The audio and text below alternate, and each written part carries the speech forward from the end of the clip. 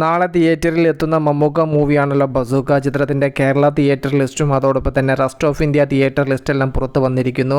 എങ്ങനെയാണ് സിനിമയ്ക്ക് positive report കിട്ടിയാൽ ബോക്സ് ഓഫീസ് തൂക്കിയടിക്കാൻ പറ്റുന്ന രീതിയിലുള്ള തിയേറ്റർ കൗണ്ടൊക്കെ കിട്ടിയിട്ടുണ്ടോ എന്നാണ് നമ്മൾ ഈ ഒരു വീഡിയോയിലൂടെ നോക്കാൻ വേണ്ടി പോകുന്നത്.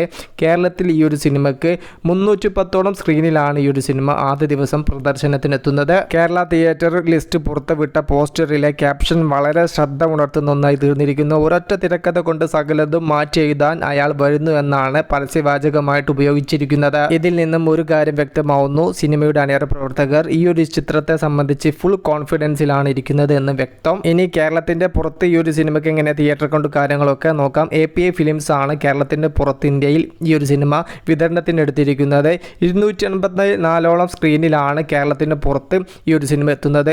അതുകൊണ്ട് തന്നെ സിനിമയ്ക്ക് പോസിറ്റീവ് റിപ്പോർട്ട് കിട്ടിക്കഴിഞ്ഞാൽ കേരളത്തിലും അതോടൊപ്പം തന്നെ റെസ്റ്റ് ഓഫ് ഇന്ത്യയിലും മികച്ച രീതിയിലുള്ള ഒരു ബോക്സ് ഓഫീസ് ഹണ്ട് നടത്താനുള്ള എല്ലാ സാധ്യതയും നാം മുന്നിൽ കാണുന്നുണ്ട്. തിയേറ്റർ ലിസ്റ്റ് അടിപൊളിയായിട്ട് തന്നെ വന്നിട്ടുണ്ട്. പോസിറ്റീവ് റിപ്പോർട്ട് കിട്ടിയാൽ മികച്ചൊരു തൂക്കിയടി നമുക്ക് പ്രതീക്ഷിക്കാം.